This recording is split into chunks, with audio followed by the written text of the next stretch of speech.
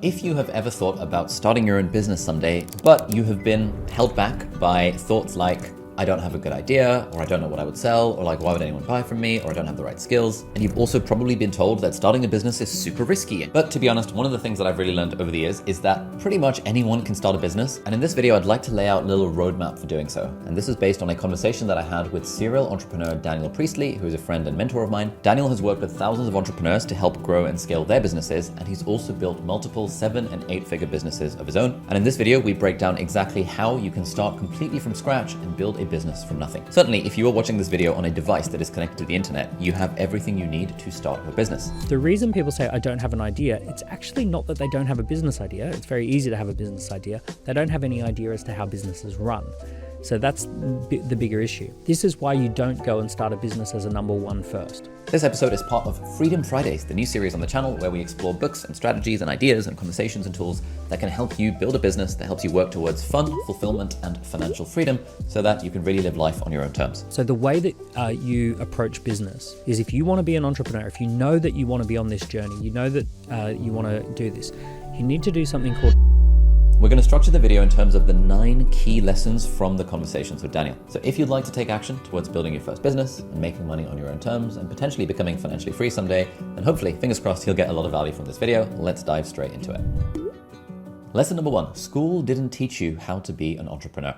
Now, one of the main reasons why lots of us struggle with making money on our own terms is because we've been conditioned to succeed within someone else's system. And in fact, the way that school and university teaches you stuff, it's almost like the opposite of what you need to actually start and grow your own business.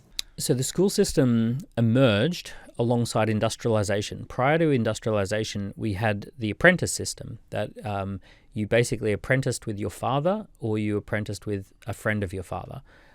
So, even our surnames come from, the businesses that we used to apprentice in. So, John Smith is a Smith's, and Joe Wicks was a candle maker. Literally, he's from a candle making family because they were the Wicks family. So it was very much family businesses, and you either work in your own family business or you work in a friend of the family business, uncle's business. And pretty much kids started working from like 7, 8, 9 years old. There was something called dame schooling, which was like church schooling. And there was one woman in the village who like taught a little bit of reading, writing, arithmetic, that sort of thing. 1850s come along and they need workers. They just need people to work in the factories. And there was this thing called the Prussian schooling system, which was militarized school. And they basically set it up like a military barracks. And they said, we're going to get you in uniforms. We're going to sit you in lines, rank and file. We're going to separate you by age. And we're going to put you through a militarized schooling system where you shut up until you're asked to speak. You regurgitate what we ask you. Right, and you learn to start on a bell, finish on a bell, eat on a bell, right? You're going to be ready for the factory. So the entire schooling system was a system to be ready for factories and offices. Anything that looks like entrepreneurship, we're going to get that out of you real fast. So the worst thing that you could possibly be in school is disruptive. But if you are disruptive in the economy, they call you they put you on the front page of Inc. magazine. Mm-hmm. You cannot be an attention seeker. But if you're an attention seeker in today's economy, you'd probably create a billion-dollar business like Hailey Bieber or the Kardashians, right? If you're good at attention seeking. If you try and perform tasks as a team, that's called cheating, right? What do you mean you got the smart kid to do your maths homework? That's not allowed. But in business, that's called having a CFO. We basically, with the school system, we get taught all of these things that are wrong for business and wrong as entrepreneurship. And it's really funny because I've got little kids. They're naturally very entrepreneurial. They negotiate hard. They know what they want. They go after what they want. They'll naturally deal with you. They'll say, if I want this, what do I have to do, right? I'll do this if you do this, right? So they're very deal makery. They love going out the front and selling lemonade. They love doing chores for money if the price is right. So they're really into that kind of stuff in a natural way.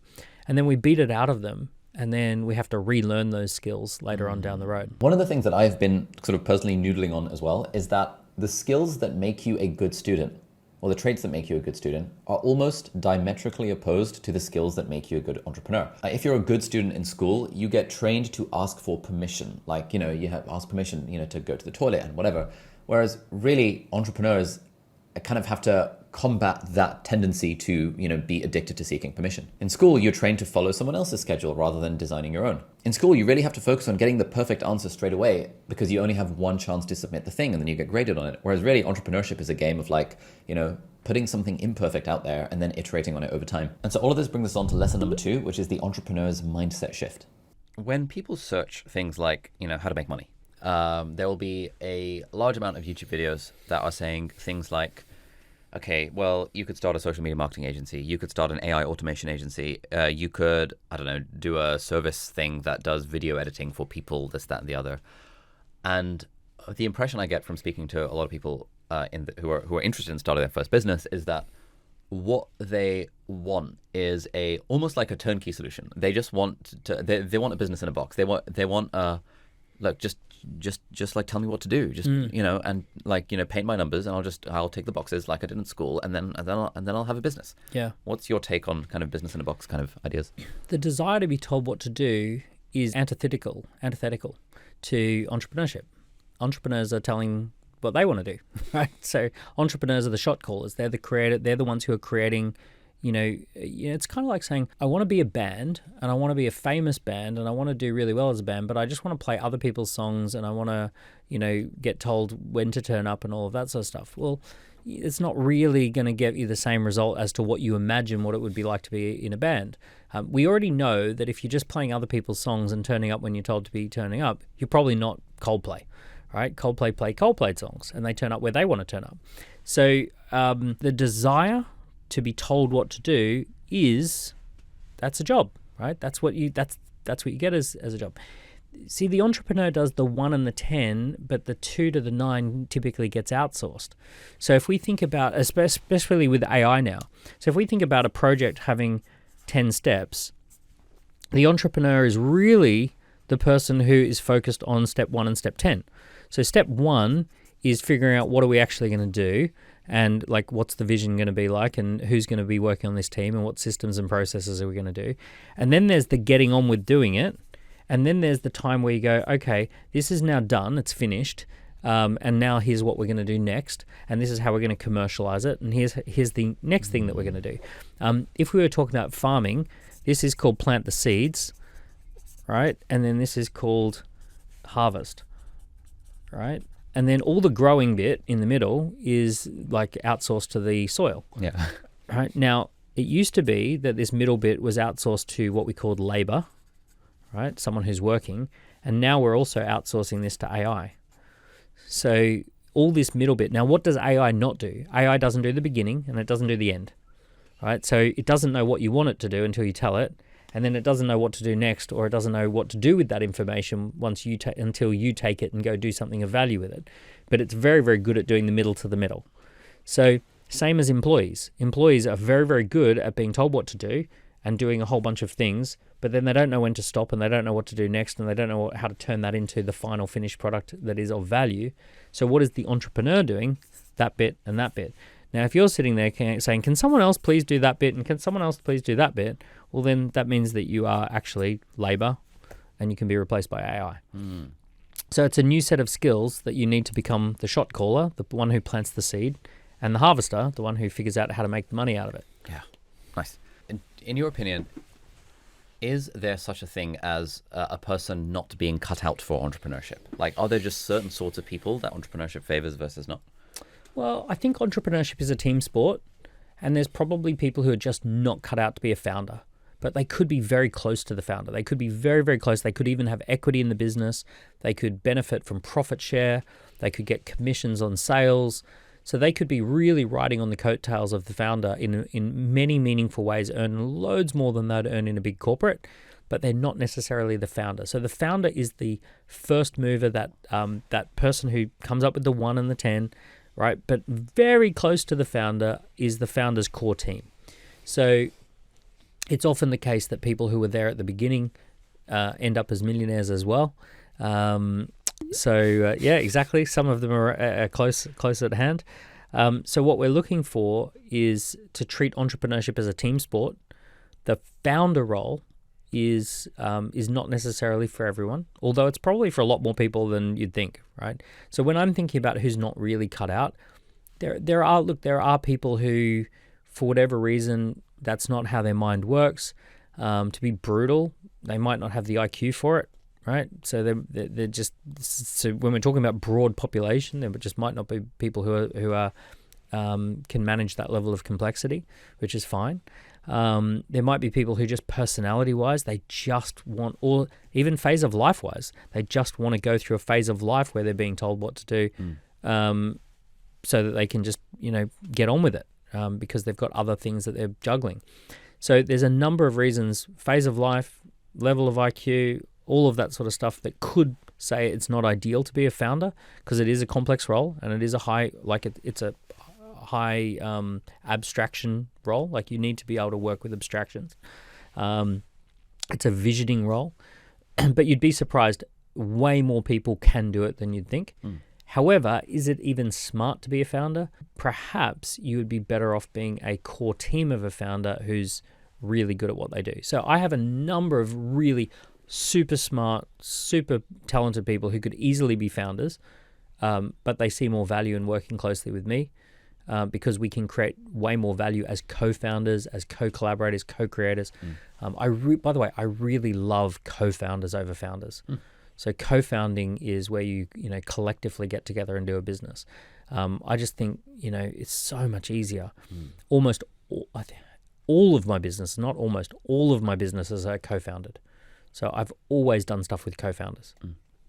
I've never solo founded anything, actually. All right, at this point, I would like to tell you about a totally free resource that you should definitely download. It's called 12 Ways to Build Wealth Beyond Your Paycheck. And it's a collaboration between The Hustle and HubSpot, who are sponsoring this video, and Marina, who's a friend of mine, also known as Silicon Valley Girl, who pulls in over $100,000 a month across multiple revenue streams. And essentially, this is a totally free guide where Marina breaks down her entire income stack. So 5 specific income streams, each one rated by difficulty and potential return. And there's also a worksheet that helps you audit your current income situation and figure out what to tackle next. If you want to check it out, it's completely free. There is literally no catch. It's just a free download that you can get in the video description. Now, one of my favorite ideas from the guide is the idea around, some business advice says, to just pick something and just focus on it exclusively to the detriment of everything else.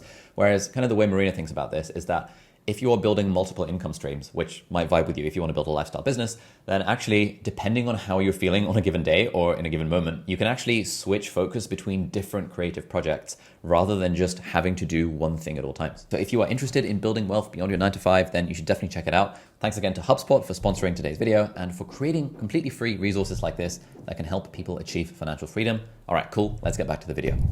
Lesson number 3, the lie you were taught about business.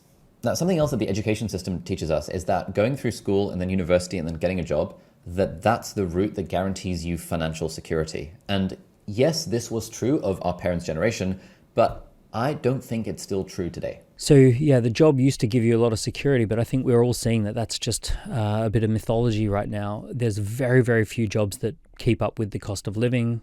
Even really amazing professional jobs, people complain about not being able to afford a house. They complain about not being able to take holidays. You might have 2 professionals living under one roof, and they by the time you have childcare and by the time you have all of these other expenses, you think, what's the point of working so hard? Sadly, I actually saw a qualified doctor on social media saying that there's a high chance that she'll be unemployed. And she said, there's just not enough jobs. She said, I don't know what's going on, but I'm applying for jobs and not getting jobs. And she's like, what am I going to do? And she literally, she was terrified. You could see that she's done 6, 7, 8 years in study. And then she's sitting there going, I don't know if I'm going to be able to get a job as a doctor. So certainly things like accounting, it used to be that the accounting profession was just a guaranteed route to 6-figure income. And now, with the way AI is going, a lot of the accounting work is just done by AI now. It certainly can be outsourced to low-cost foreign countries. You can have your accounting firm in India. I know of dedicated accounting firms in India that just work with British businesses. I know of dedicated firms in South Africa that are on the same time zone as the UK, and they just basically only work with UK, but they're half the price. So like this is definitely a real deal issue. So where do you go for security? A lot of people are finding that you go to building a business that has some equity value, that has some brand value. Here's the interesting thing. Even today, and I think it's going to change in the future, but even today, I would say a job at best is a smooth road that ends rough, and a business is a rough road that ends smooth. So a job, it's a smooth road to start and get a paycheck on month one. It's a smooth road to leverage someone else's brand, to leverage their systems, to leverage their team, right? That's all a smooth road. But a little bit older than you and I hear the same story over and over and over again, which is that you get to 51, 52 years old, there's some restructuring that goes on. Now you're 53 years old, you're unemployed, you haven't quite cleared the mortgage, you've still got 12, 15 years for retirement, you've still got 25 years after that to sustain yourself, and you find yourself at 53 years old, you've only really been doing a technical role or maybe a management role, but now you have to basically try and go out there and get a job again, and there's not a lot of jobs, and now you don't know how to start a business, and it's kind of a smooth road that ended rough. And I see that story a lot. And then you've got the entrepreneurial road, which is the rough road that ends smooth. It's a rough road that you work really hard for months, and you don't get any paycheck. You might get nothing at the end of first few months. You're not leveraging anyone else's brand. You're not leveraging anyone else's systems. You're trying to figure it out on your own. No one's telling you what you're meant to be doing on any given day. So all of that's rough. But then you see the 53-year-old entrepreneur who's figured it out and who's done it, and they get an acquisition offer and they sell their company for £3.6 million. And they now join the board of the acquiring company and they get a pretty cushy board role. And then they get to perhaps start another company or be an advisor or be a shareholder. They've cleared their mortgage. They've now got multiple options that are opening up to them. So it was a difficult road at the beginning, but then it turns into a smooth road in the end. But Dan, everyone says business is really risky and 90-something% of businesses fail and all of that kind of stuff. Well, for starters, 90% of businesses don't fail. That's just a total myth because we have 6 million businesses in the UK, which means we would have had to have 60 million business failures in order to get to 6 million businesses. We haven't had 60 million business failures, right? So it can't be possible that 90% of businesses fail because we don't even have that many people in the country who could have started a business in order to get there. So it's just mythology. What sometimes happens is businesses do close down or they merge. Sometimes companies spin out. They get bought by another company. So all sorts of stuff happens. It's not as simple as 90% of businesses fail. Sometimes a very fast and cheap experiment was conducted, and this is not a big deal. In many cases, what we have with business is something called asymmetrical risk, which means there's a tiny downside of failure and a massive upside if it succeeds. So just think about it from a perspective of this. It costs almost nothing to start a company. You can conduct fast and cheap experiments to see if it's a good idea or not, using some free software and some basic tools and a little bit of hustle. So there's some time and some money. A lot of my businesses that I've started with less than 5 to 10 grand to get them going and to figure out whether they work. I have had multiple experiences where the startup cost was less than 10,000 and those businesses ended up producing hundreds of thousands per year 2 years later. Now think about that from an asymmetrical risk point of view, that my downside is capped at a few thousand for fast, cheap experiments and my upside is a business that's worth millions, right? So you only need to get 1 or 2 of those right. Let's say it was a 90% failure rate. If you went to a casino and they said, look, this table has a 90% failure rate, that only 1 in 10 times does it succeed. However, when it succeeds, you win $1 million and it only costs $1,000 to play. Yeah. How many times would you play that game? You'd play the game. Even though they're warning you, but it's a 90% failure, 90% failure. It's okay, but it cost me $10,000 to play 10 times. And if I win, I make $1 million. I'm going to play that all day long. I'm never going to leave that table.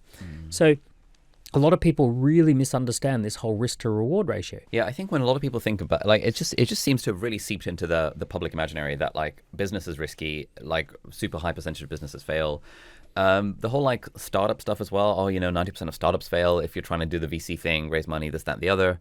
VCs will fund loads of startups hoping that 1 in 100 will be successful. And like, do you want to take the gamble on being the 1 in 100? I think that, so when people imagine that like, oh my God, business fail, they imagine I've got a stable job. I'm going to put my life savings and I'm going to spend years of my time hustling on this business. And then I still only have a 1 in 10 chance of making it work. So then I'm completely fucked if it doesn't work. Well, what you've even described there is a definition of success that is so far beyond what most people are even looking for. So from a VC's point of view, success only occurs if they get $1 billion valuation. So when they say, oh, all these startups fail, included in that is, oh, we had to sell that one for 72 million. Yeah. Right? It was a real failure. You know, we had to merge it with another company and we ended up doing a share swap deal, and it was only 35 million of cash and 37 million of shares, and and there was, once you took out our fees and all of that sort of stuff, it was a massive failure. So I personally know VC backed companies that are worth 300 million and they think of themselves as a failure because they had sold their investors the story that they would get to $1 billion valuation by now, so they feel like big fat losers because they only got to 300 million of valuation. Right? And their VCs aren't happy with them. And also, to be fair, they are not happy because the VCs imposed conditions that basically say they can't get much money out of the business until they hit that target as well. That is a really different road. That's like comparing going to the gym and getting fit with becoming a professional athlete, right? Now, plenty of people go to the gym and get fit and they have a great time in the gym getting fit, and then that doesn't mean at all that they are a professional athlete. But if you ask them, did you succeed? They say, yeah, I massively succeeded. I love going to the gym and I got fit. And if you say, but you didn't become a professional athlete, I didn't see you win at Wimbledon this year. They go, but that was never the goal. So when we talk about like most entrepreneurs want a 7-figure revenue and a 6-figure profit on top of whatever they would have earned in a job. So if their current job pays 80 or 90 grand a year, and they can make 80 or 90 grand a year and 6 figures of profit, so now they're on 190 grand a year and they're doing 1.2 million a year of revenue, most entrepreneurs, like, they are sitting there going, that is a home run, massively successful. And a VC would not even recognize that as something that even should exist. Yeah, no, that's very true. One thing that I've been reading Fooled by Randomness by Nassim Taleb, and he talks about kind of wild success versus mild success, and how wild success can be broadly attributable to luck, but mild success can be almost entirely attributed to skills. That's a great distinction. And so something like, could Bezos start another Amazon and get to $1 trillion in valuation? Possibly not. Like, yes, he's got skills and stuff, but like market conditions, right place, right time. But could someone with skills start a 6-figure lifestyle business? I mean, totally. That's not even that good by entrepreneurial standards. It's just fairly. It's fairly average. benign. Yeah. It's. Yeah, do you know, the amazing thing about having a business that does 6 figures of profit is that it's almost irrelevant to the entire economy as well. So, for example, I've had those businesses doing 7-figure revenue, 6-figure profit during times of economic ups and downs, and it doesn't even seem to be linked to the economy. You can watch the news and they say the economy's up or the economy's down. It has no impact on your business. You are just this little tiny bubble in the economy. Like a million of GDP is literally nothing in the scheme of a multi-trillion-dollar economy or a multi-trillion-dollar global economy that you can now access. So, like, for example, I know SaaS founders, software as a service founders, they've created a little piece of software and they've rolled that out to 4,000 or 5,000 customers. They have a few thousand customers who are paying 30 or 40 a month, and they've got a team of like 6 or 7 people, and like happy days, right? Like they're doing well. Lesson number 4, what a lifestyle business actually looks like. Okay, so hopefully at this point we understand why the employee mindset holds us back and why entrepreneurship doesn't actually have to be this super risky thing. So let's now talk about the idea of a lifestyle business. But before we do that, I just want to let you know that my team and I are building an online business school for lifestyle business entrepreneurs. It's going to be absolutely sick. It's a new project that we're working on, and we are looking for a small number of people to join our first kind of cohort, where the idea is that you'll get direct mentorship with me and my team to help you build a $100,000 a year lifestyle business in under 12 months, guaranteed. Yes, build a $100,000 a year lifestyle business in under 12 months, guaranteed. That's like what we're going for. There'll be more information and a waitlist in the video description if that sounds interesting. But yeah, let's continue with the video. Yeah, so a lifestyle business is a business that is set up so that you end up with fun, freedom, and flexibility. It fits within your broader context of life. So we often used to think of a business as something that was purely for the benefit of shareholders, and we kind of have this mindset of like a business should try and grow as big as possible, and it should be all about profitability at the expense of everything else and growth and non-stop growth. And then there's this idea that what if you could build or design a business where it gets to a point where it's actually just way better than a job. It gives you all the benefits of a job, of the security and the cash flow and all of that, but it also gives you the benefits of a business, the flexibility, the creative freedom, but you design it in such a way that it's not about endless growth and it's not about endless profitability. It's about figuring out at what point do you have enough. And when you've got enough, you've actually just enjoy having the business that gives you enough, or even a little bit more than enough. So it's about business design. It's an elegant design. Probably one of the most important things to acknowledge up front is that at no other point in history could we be having this conversation. So if we went back to my grandfather and said, hey, you can have a lifestyle business, the truth is we'd probably be leading him down a path that was not real. We'd be scamming him. We'd be selling him something that doesn't actually exist. It's only because of the internet. It's only because of AI. It's only because of social media and cloud computing and really fast, cheap, affordable software tools. It's only because of those elements that we now have a situation that you can actually build a beautiful little lifestyle business. Nice. What are some examples of lifestyle businesses that you have seen or worked with over the years? Let me give you some crazy examples. So Stephen Box is a guy who enjoyed playing Warhammer, which is a tabletop game like Dungeons and Dragons. And then he got good at talking about this silly game called Warhammer. He now literally travels all over the world as a speaker at conferences, talking to people who love Warhammer. He makes videos about Warhammer. Surprisingly, he earns more than most professionals. Now, he's not world famous. He never gets stopped on the street. He's super famous if you go into a Warhammer conference that has a few hundred people in a room. He doesn't have like millions and millions of followers, right? It's very niche, but he's figured out how to monetize being a Warhammer guy. I can tell you there's a guy called Scott Mansell. Scott set up a YouTube channel called Driver61, and he talks about going on doing track days, driving track days. 1.4 million people follow his channel. He's a superstar within the track day community, and he's living his best life. And recently I caught up with him, and Ferrari had lent him a brand new Ferrari for 3 days to see what he would think of it, to feature it on his channel and things like that. So that's an incredible lifestyle business. I have a friend of mine who works in healthcare, Gabriella Rosa.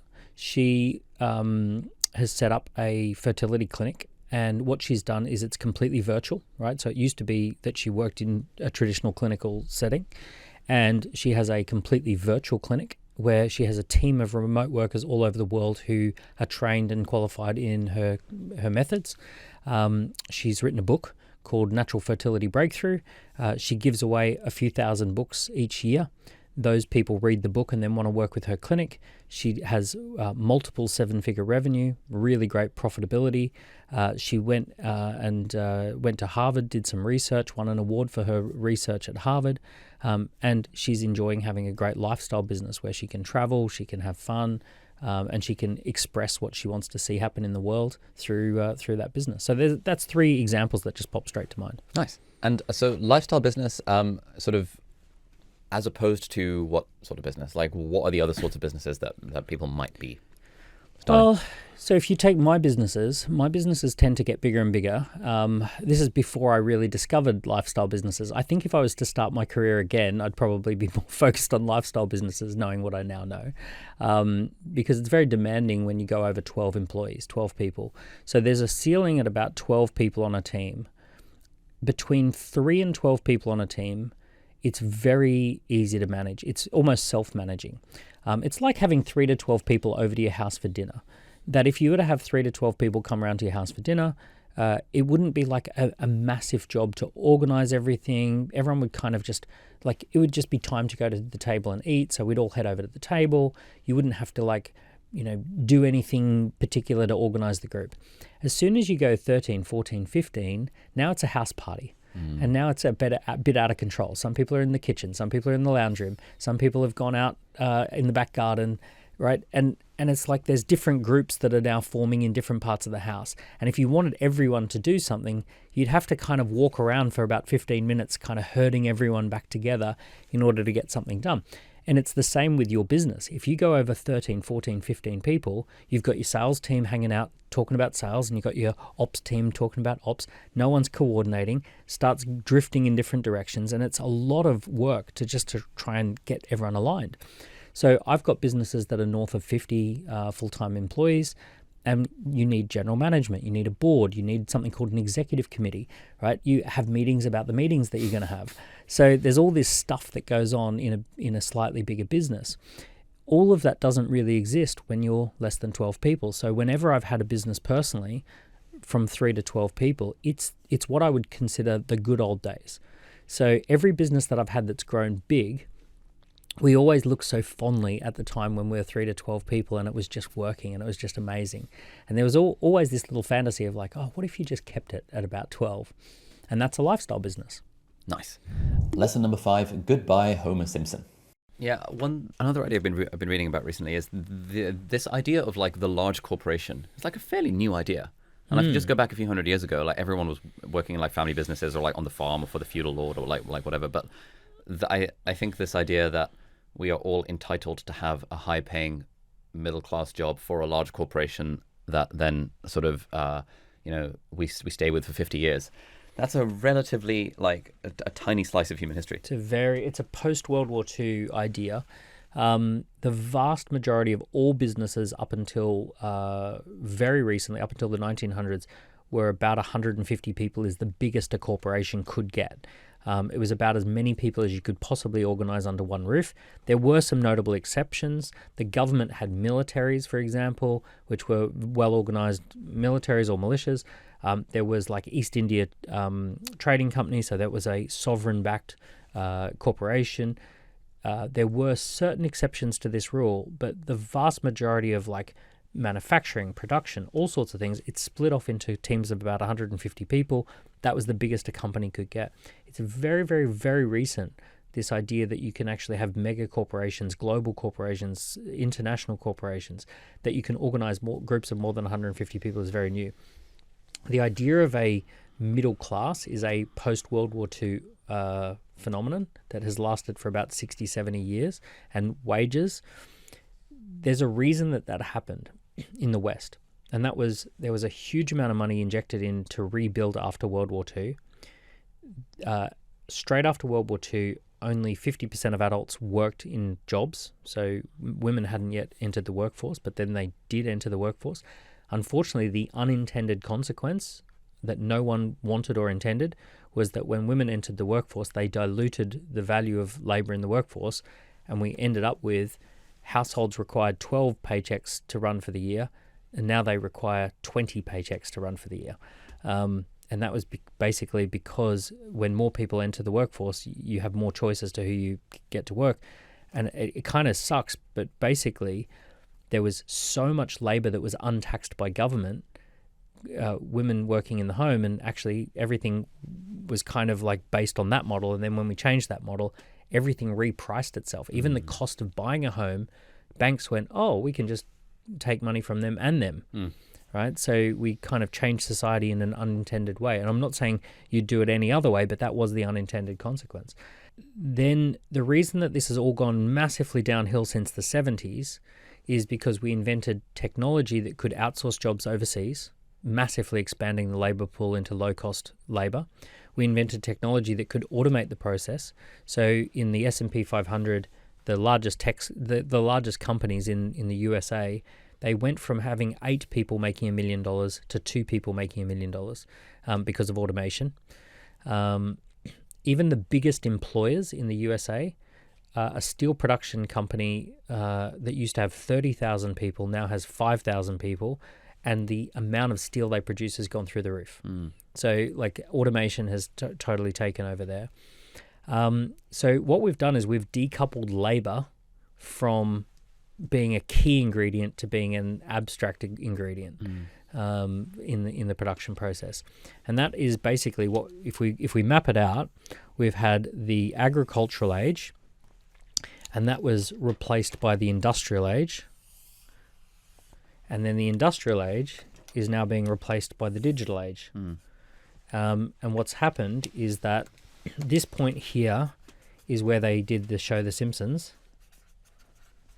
And The Simpsons has a star of the show, Homer Simpson, who is an average guy in an average town who gets a 5-bedroom house and a car, and a wife doesn't have to work, has 3 kids, and that's totally fine. You could not create The Simpsons you couldn't start that show because no one would believe it exists. Around this time when they had The Simpsons in the 90s, 50% of people aged 30 had a house and had a marriage and had started a family. Now that number is lower than 12%, right? So this was the absolute peak of that late stage industrialized society, and now that is absolutely slipping down. But at the same time that's disappearing, the digital age took off. So the internet started, cloud computing, social media, AI, and here's where we are here. So what we have now is a widening gap in society. Those who are in what I would call the digital economy, and their life is getting better and better every single year. Every single year, your life, for example, gets better and better and better. Yeah, that's pretty right? unfair. And there's the industrialized economy, which is working for a factory or an office or a big employer, and that gets harder and harder every year. So as this is slipping down, this one's going up. What you did is that you were on this trajectory, and you just went, hey, wait a second, I'm doing 2 things. I'm being a YouTuber and a doctor, and it seems like this doctor thing gets worse and worse and harder every year. I'm going to jump off the doctor thing and go do the YouTuber thing. And you actually got off of the declining industrialized system and you got into the ascending digital economy, and you went, oh, okay, now I'm on this thing. And then ever since you did that, you just went and you rocketed ahead, right? So that's kind of what's happening. But mind you, this used to happen with, if you used to be a lord and you had land, you were the king of the castle, right? This was like Robin Hood days, right? This was like, oh, the landowners were the best ever. But actually, shortly after, the people who were the big landowners, they got overtaken by the industrialists. And people who owned stately homes couldn't even afford to run their stately homes, even though they had vast tracts of land. But the people who were industrialists came along and bought their stately homes because they had a factory. So this happened a couple of 100 years ago as well. That's very interesting. I like this little graph. I think what people have also noticed is, since the 2010s, if you just worked in tech in any capacity, like software engineering, developer, AI, like even AI research before it was cool, you just kind of got rich by default because the whole wave, like if we look at the S&P 500, is basically 90% is like tech stocks and stuff like that, just being on that wave. Yeah, 40% of the S&P 500 is 10 stocks. Yeah, it's mental. So, so it's like just being on the right wave. Yeah. So right now that wave clearly is the AI stuff, the tech stuff. Like it just doesn't, to me, if someone cares about improving their living standards or becoming financially free, it doesn't make sense to be in any industry other than the tech-enabled ones or the AI-enabled ones. Even being in tech doesn't necessarily get you the greatest life. It's better. It's not a bad choice because it's so connected to the rising economy, but it's actually missing the point. So there's these guys called classical economists, and the classical economists basically said there are 4 moats, 4 things that are very important, and they said land, labor, capital, enterprise. Those are the 4 things that make the economy work. So in the agricultural age, the most important was land. And labor and capital were afterthoughts. Enterprise was a total afterthought. It didn't matter how entrepreneurial you were. If you didn't own land, it didn't matter. Yep. Right? Richard Branson, if you're not a landowner, it doesn't matter that you're Richard Branson. Yep. Right? Then in the industrial age, it only mattered if you had capital and could organize labor. And actually, it also didn't matter if you were entrepreneurial. If you couldn't get capital and you couldn't get labor, being entrepreneurial, there were plenty of entrepreneurial people who got working in a factory and that was all they could ever do. Yep. It also didn't really matter if you had land. It only mattered if you had labor and capital. As we go into the digital age, it doesn't actually matter if you've got labor or capital, because you don't need that many people and you don't need that much money to start a business. So now we have the importance around entrepreneurship. So it's the entrepreneurs who are now making the most of this time. Yeah. So unfortunately, even if you like the idea of working for a tech company, in many cases you are providing labor, right, which works in the industrial age, but there are many people who provide labor to these large tech companies. They're just paid like normal people because there's so many people who want that job. Yeah. So you're missing the point. It's not about being a tech company. It's about being more entrepreneurial. Lesson number 6, how business actually works. Now, one thing that comes up constantly whenever we survey our audience about what's holding them back from starting a business is the primary thing of like, I don't have the right idea. But before we even get into ideas, it's worth asking what actually is a business? Because it might seem like a super basic question, but a lot of people get caught up in the complexity and they forget the fundamentals. Look, at a very basic level, you're in business when you've got a customer who wants to buy something, and then you can go off and figure out how you're going to supply that. So you've got a customer. As soon as you've got a customer, you've got a business. If you've got multiple customers, you've got a business. It's funny because a job is, in some ways, has the elements of a business. You are selling your services to an employer. You have one customer who goes on to a long-term retainer and enters into a contract, an employment contract, which is protected by government. So essentially, you've just got that one customer. A business is really when you start saying, okay, I'm going to deliver value, but to multiple customers. One of the mistakes that a lot of people make when they're thinking about what is a business is they think that a business is having something to sell. And a business is when you have someone who wants to buy. Right? Now, I could have a lot of things to sell and not be in business. Yeah. The business springs into existence when someone says, I'm ready to go, I'm ready to buy. Now, I know that's a subtle distinction, but the reason it's important is because you can put an enormous amount of time, energy, effort, and resource into creating something to sell, and then discover that nobody is interested in buying or that you don't have the skills to get them to buy. And the smartest entrepreneurs and the best, most successful businesses, they don't even worry about having something to sell until they first have someone who wants to buy. When someone thinks about starting a business, we've done loads of surveys to our audience around like, hey, what's been holding you back from starting your first business or making money on the internet or whatever the thing might be. And by far the biggest one is I don't have any ideas, or I don't have the right idea. Yeah. And I think by idea, what people are meaning is like a quick business idea. What would I or actually like, do? Yeah. What would I do? What would I sell? That kind of thing. Well, the idea has to be so much more than just the idea. So the idea is like, okay, it's very easy to have an idea. Like, here's an idea. Let's pull down an old building and put up a new building. All right. That's that's an idea. Sure. Or here's an idea. Let's open a vet clinic. We walk around life and we spot all sorts of things that are less than perfect, and anything that's less than perfect would be a good business. Or we might go to North London and see a really great, thriving little business in North London, like this podcast studio, for example, and go, gee, I wish there was one of those in South London, right? That's called cloning, right? So cloning is a perfectly valid way of doing things as well. We could say, oh, I've seen something really cool when I was on holiday in Mauritius. I want to open up something similar near my home. So that's just a cloning idea. But having that as an idea is not enough. You need to have an idea as to how businesses work. How do they generate leads? How do they make sales? How do they keep customers happy? How do they do ongoing product development? So the reason people say, I don't have an idea, it's actually not that they don't have a business idea. It's very easy to have a business idea. They don't have any idea as to how businesses run. So that's the bigger issue. So this is why you don't go and start a business as a number one first. And that brings us on to lesson number 7, the 766 apprenticeship. So the way that you approach business is, if you want to be an entrepreneur, if you know that you want to be on this journey, you know that you want to do this, you need to do something called a 766 apprenticeship first, right? So a 766 apprenticeship is where you find a business that already does 7 figures of revenue, right? So US dollar revenue, and 6 figures of profit. So it's a profitable small business. And you go and do 6 months as a direct report to the entrepreneur. That's your first mission. Your first mission is to do a 766 apprenticeship. So you might say, okay, I'm interested in setting up a day spa. Don't set up a day spa. Go work in a day spa, especially go work in a profitable day spa. Right? Now you say, okay, well, what would I do for them? Well, you might mop the floors. You might be an assistant. You might work on their social media account. Your job is to sell yourself in so that you can do whatever it takes to spend time up close and personal with the founder and to actually see what's going on behind the scenes.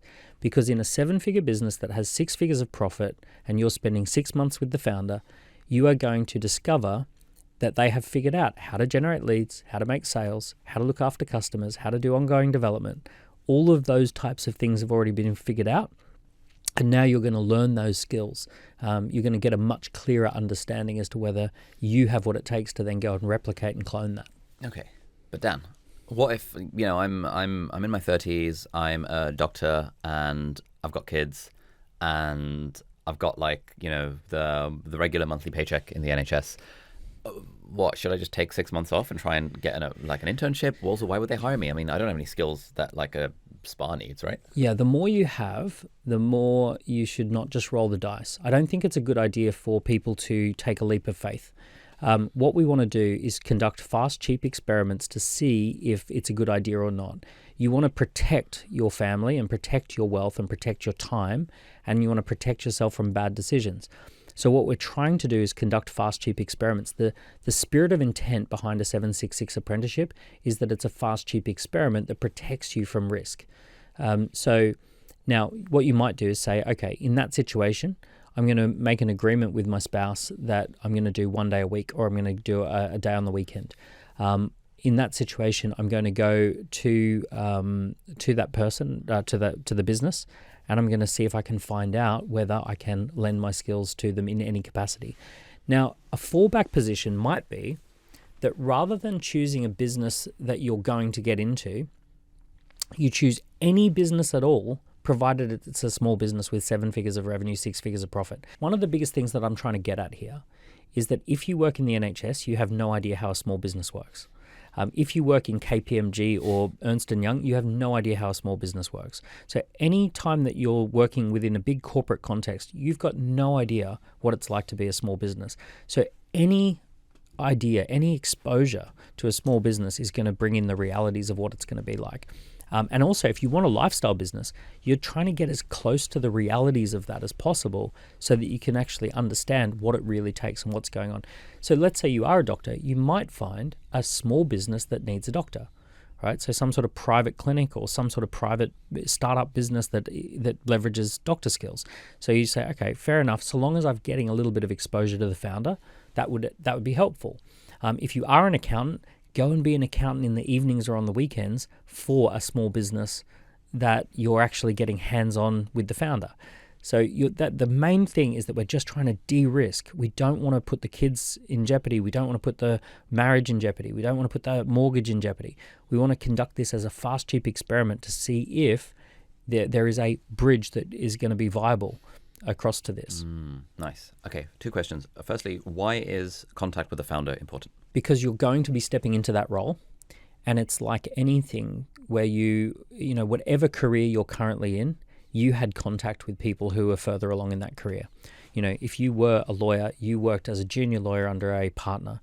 If you were an accountant, you worked under a senior accountant. If you're a doctor, you worked under senior doctors, if there are such things as that, right? So you worked under people who were 10 years, 20 years further along down the road. And it was by working alongside those people who are further along than you that you actually got to understand what the realities are of that role. So being a founder is a particular role. That is a job. That's a thing that people do. So you want to have exposure to that job. You want to have exposure to that role and see what it's like pitching things, and see what it's like trying to recruit someone without a big brand. See what it's like trying to get a customer to part with their money. Yeah. All of those kind of things, setting up a landing page, doing a video for social media, all of that, you want to be behind the scenes and seeing what that's like. Nice. And in this context where I've got a day job and I'm sort of moonlighting on the side, working for a small business, should I be trying to get paid for it, or how do we think about you want to get paid for it, but you want to get paid in something more valuable than money, which is experience. So you're getting paid to learn in the same way that you went, a lot of people go to university and they might spend 10 to 30,000 per year paying for a fast track experience. You're getting paid in experience. Now, if you can get paid any actual money on top, happy days, even better. But what you're really there for is you're there to get a return on investment for your time in the currency called experience. That's what, don't miss the forest for the trees. That's the only reason that you're there. Everything else is a bit of noise. What you're trying to achieve is you're trying to level up your self-awareness when it comes to your own strengths and weaknesses as a founder. You're trying to level up your commercial awareness so that you actually understand how a business operates and how it works. And you're trying to level up your access to resources, whether it be team and talent or suppliers or money. You're trying to basically get more of those three things. So by getting more self-awareness, commercial awareness, and more resources, you are getting paid, but you're getting paid in a currency that's more valuable than just cash. Love that. Yeah, I find that we've done a couple of new hires in Hong Kong recently, like in-person team members, and I'm always interested in asking them, like, hey, how are things going? And one thing they always say is, oh my God, I've learned more in the last month than I did in the previous 8 years working in my corporate job. And I'm always keen to double click on that, like, oh, that's interesting, because to me, I'm sort of inside the bottle and I can't but from their perspective, it's like just the fire hose of information you get when it's like, oh, this is how a small business is actually making money. This is what our Notion looks like. This is what our Google Sheet dashboard looks like. Yeah. This is what it looks like when Angus runs a meeting and the meeting notes and we have action points. And this is what it looks like to be sort of connecting with Zapier to this, and this. And they're like, oh, I didn't even realize the software existed. And it's all this sort of stuff that's just sort of in the water of small business world, which is completely fucking mind-blowing to someone who's never done it before. And it's probably taken you 10 years of trial and error to get to this point, and they're just stepping straight in and seeing exactly how it all works. I've had a dozen of my ex-employees. Now, not many people leave my company. I've got an amazing long tenure. People have stayed with me for 10 plus years regularly. But I've had a dozen ex-employees who are now millionaires, and they're millionaires because they've gone off and started their own businesses. So there's Tom, who went off and started a music studio business and now has 7 figures of revenue, 6 figures of profit, employs a bunch of people. There's Jordan, who used to be my assistant, and Jordan took over his family business and has 12x'd the revenue since he owned it. So the family business had been around for 20 years. He did 2 years as my assistant, then went back, took over Dad's business and has 12x revenue. There's 2 young sales guys who were on my team who absorbed absolutely everything that they could. They then went off and started a online infrared sauna business, built it and sold it to private equity for multi-millionaires. They became multi-millionaires before the age of 30. And when I caught up with them, they said, yeah, we just applied a lot of the Dent playbooks that we learnt while we were working, in and around you guys. So, there's this thing called the PayPal mafia of all these billionaires who worked for Elon Musk and Peter Thiel. And then as a result of working for those 2 guys and doing an apprenticeship, they went off and started YouTube, and they went off and started all these other businesses that became multi-billion-dollar businesses. Yeah, I think people really underestimate just how much of business is actually just the acquisition of skills. Because we take it for granted, obviously, when it comes to if for example you're a doctor, obviously you had to go to med school, you had to do your work experience before then, you had to do all these different A levels to get the foundation in chemistry and biology. Then you go to med school, then you do placements in hospitals, and you get all this practice and all this experience. And as in any career, as you get further ahead in your career, you just if you give advice to someone who's 10 years younger than you, you just have an enormous wealth of experience that person would totally benefit from, because they haven't yet done the 10 years of experience in the thing. But I think for business or making money and stuff, when I speak to people about this, there's often this sort of idea that it's almost this black box that doesn't have the characteristics of a normal career, where actually the more you do it, the more experience you get, the more skills you get, the easier the thing becomes. Well, I have 7 different companies right now. I've previously done 7 startups that went 0 to $1 million in their first 12 months. I've had 3 businesses go north of 10 million. I can tell you it's just a system. It's just a process. You couldn't do that by luck, by the way. The chances of doing what I've done by luck would be 1 in hundreds of thousands. And it's just a process. There are certain steps you go through, you follow those steps, you follow those processes, and out the other end comes the ultimate result. Entrepreneurship is a series of experiments. You conduct experiments, you get the green light to go to the next experiment, and there is just a set of processes. I often think of entrepreneurship a lot like the airplane industry, that if we go back 110 or so years, they just didn't really understand aerodynamics enough, and they would just try stuff that didn't work, and there were lots of people crashing. And what they discovered is that there's just thousands of ways to crash a plane, and there's thousands of ways to create a plane that doesn't work, and there's thousands of things that slow a plane down. But in amongst all of those thousands of things that don't work, there's a narrow set of things that absolutely work. And it's no coincidence that all planes from all manufacturers look very similar to a set of things that work. And when pilots fly, they go through a set of checklists.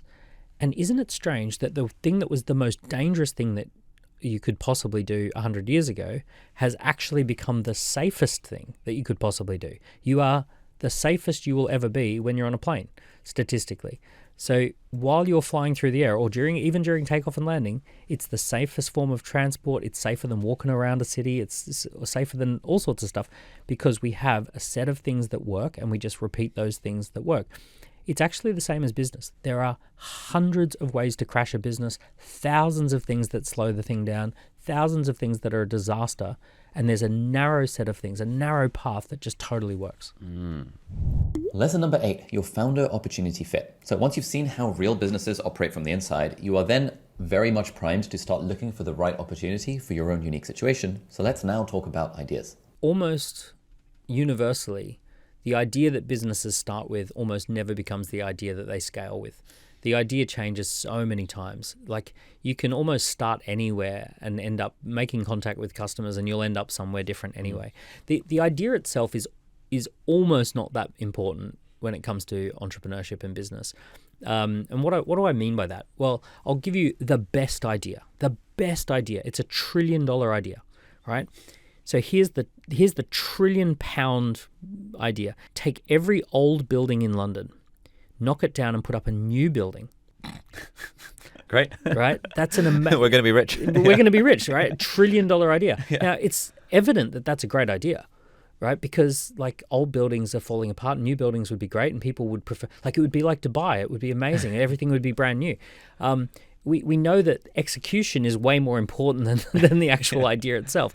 It's very easy to have a big idea. Big ideas are super, super easy. I'll give you a terrible idea, like just terrible idea. Sandwiches. Let's make sandwiches, right? So every day we'll just make little sandwiches. We'll cut them in half, and we'll put them in a little box. We'll have an open fridge, and people can just see the lineup of sandwiches, and you can see a little plastic window that tells you what's in the sandwich, and then you can go in and grab that sandwich and take it to the front desk and pay for it, and it's just going to be this cool little sandwich shop. Now, that I'm describing Pret-a-Manger, and Pret is a multi-$100 million success story, which is a dumb idea. Like, it was at no time was it revolutionary to come up with the sandwich shop idea, right? But they just executed it really, really well. Yeah.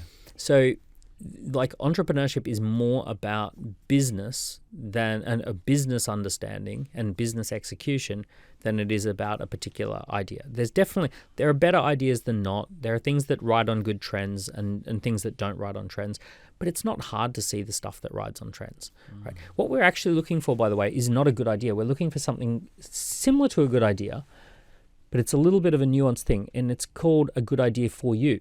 And it's called founder opportunity fit. So we have a term for this in entrepreneurship called founder opportunity fit. And what you're looking for is based on your origin story, based on your case studies, based on your background, to find something that seems like a really good next step for you. So, you know, for you, getting involved in some sort of, let's say, productivity related business, some productivity app, some software, some maybe productivity school, right? Obviously, like, just a good founder opportunity fit, because you've already got this group of people who would take interest in that.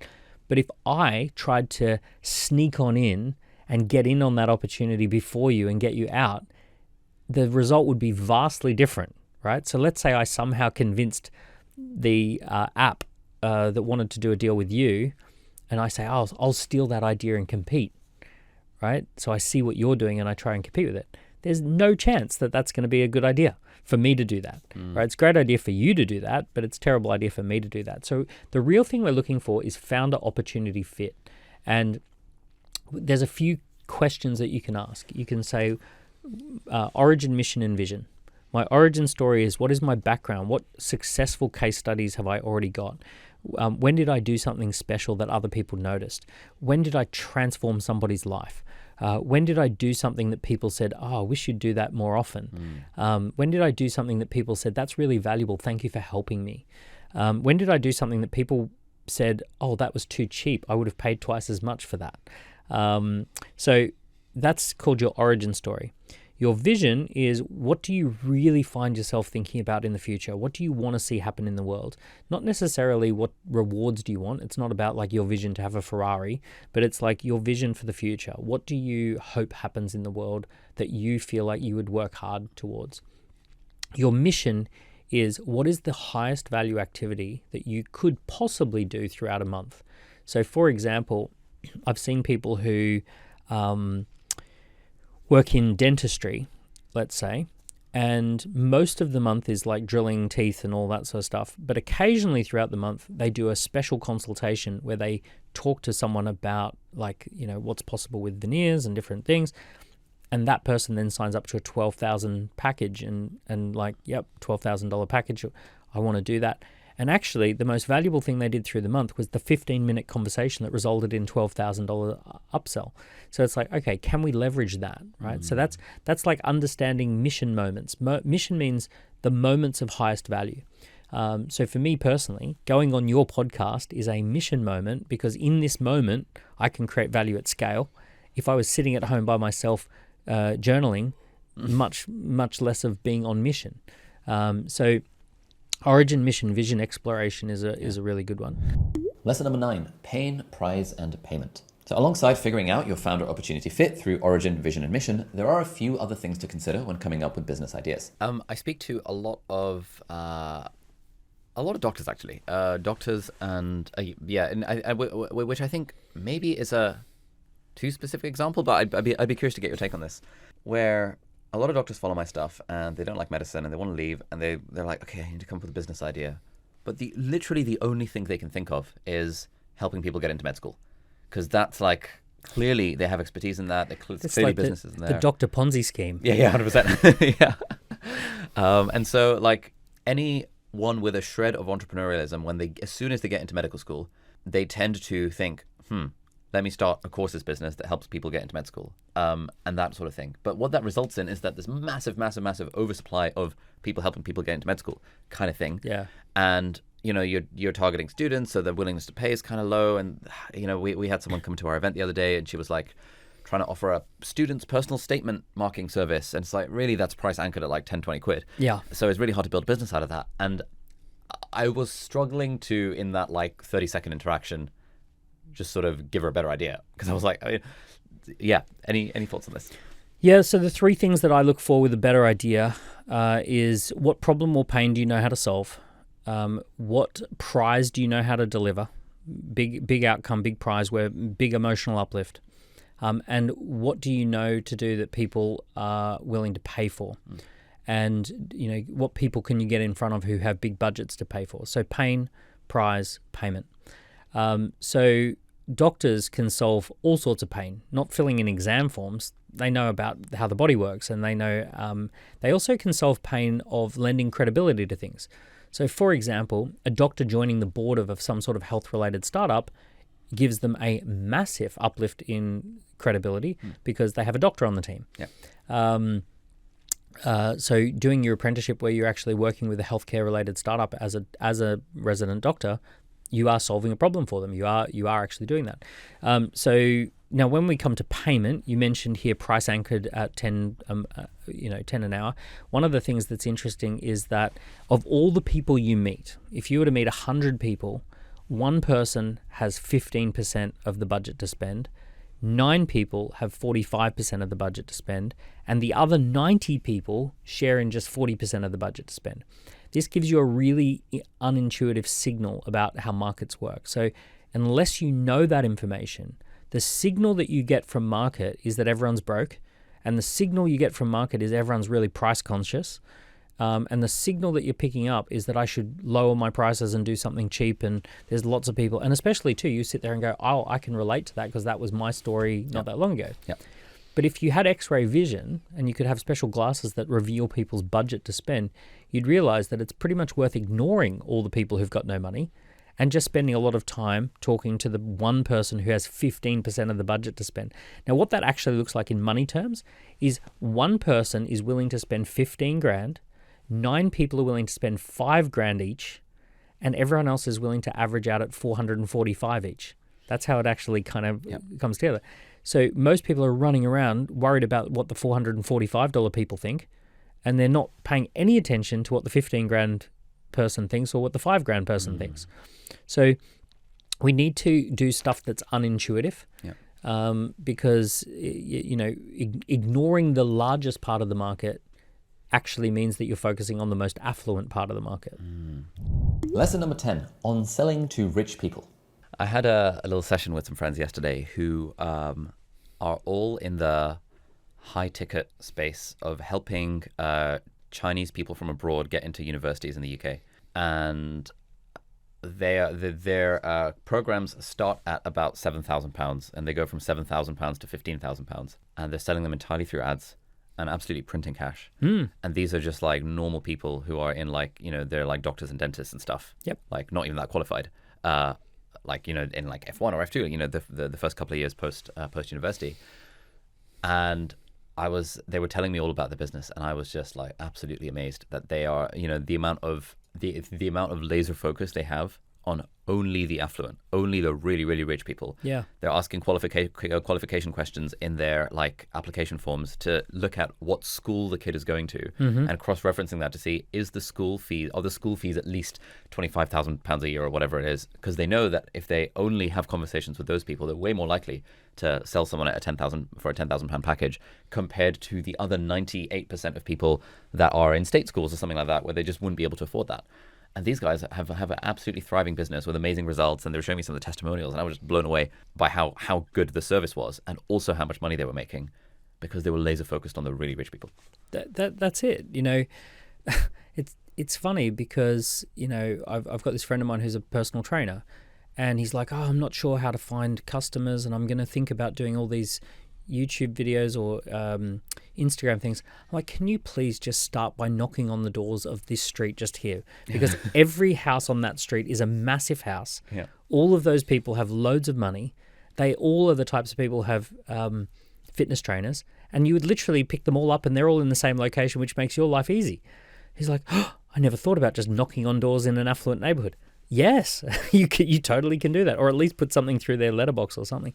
It's like the people who have money, they can justify the spend on so many things because whatever they're spending, they're freeing up time that they can be earning top money, right? Yeah. So let's just say theoretically there is a CEO who makes $1 million a year, $20,000 a week. If you can save them a week of time, it's worth $20,000. Right? So that now you might perform the exact same service for someone who earns $2,000 a week. And for them, it's worth $2,000. And for the other guy, it's worth $20,000. So people see value not based on your situation. They see value based on their situation. I'll give you a really great example. There's a couples therapist, a marriage couples therapist, who her name is Esther Perel, and she's very famous, and you might have met her. But she figured out really quickly that couples that are worth more than 30 million, their marriage staying together has a higher value than couples who don't have any money.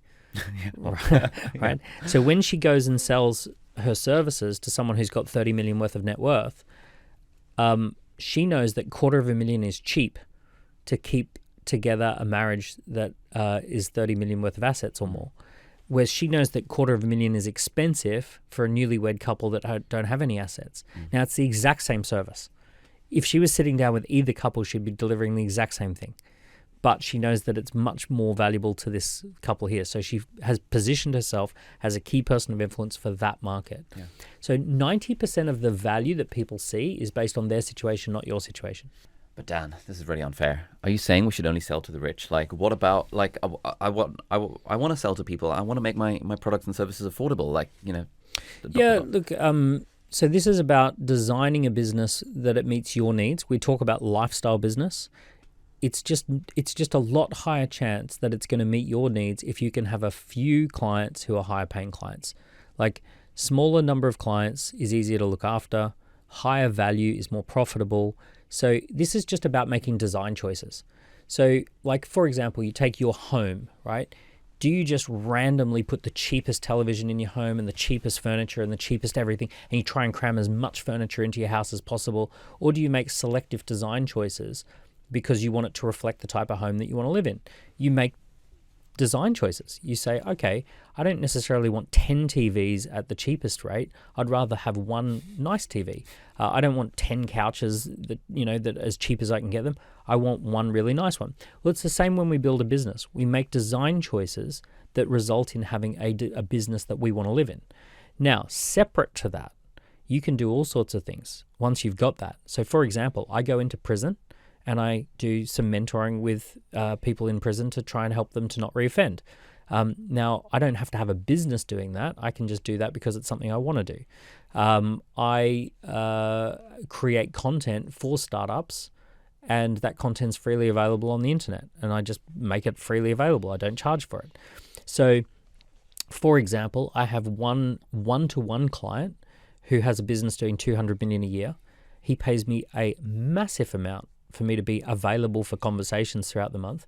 It's worth him paying that for one-to-one time with me, because a couple of key decisions per year makes that fee irrelevant, but it's completely out of the grasp of most startups. But because I have a client like that, I can then spend my time, giving away content for free or doing all those things. So the key here is that when it comes to our business, which is going to be our money-making thing, we're going to make design choices that result in a business that we're really happy to run and that's really profitable. Is it fair? No. And no element of life is fair. Is it fair that you were born in, this particular moment in time? Is it fair? None of your ancestors got access to YouTube. Like if your ancestors were looking at your life right now, they'd say it's incredibly unfair that Ali got to be born at the right time and we didn't get to be born at the right time. If we say just purely and simply born with geography, why is it, is it fair you got born in the geography you got born in when other people got born in less favorable geography? Nothing about life is fair. Get over it. I think one thing that really surprises people until you point it out is that, like, let's say you're trying to make $100,000. Mm-hmm. You could sell one thing for $100,000. Mm-hmm. Or you could sell 10 things for 10,000 each. Mm-hmm. Or you could sell 100 things for 1,000. Or you could sell 100,000 things for $1. Mm-hmm. And I think until people have really thought about this, they think all of these are the same level of difficulty.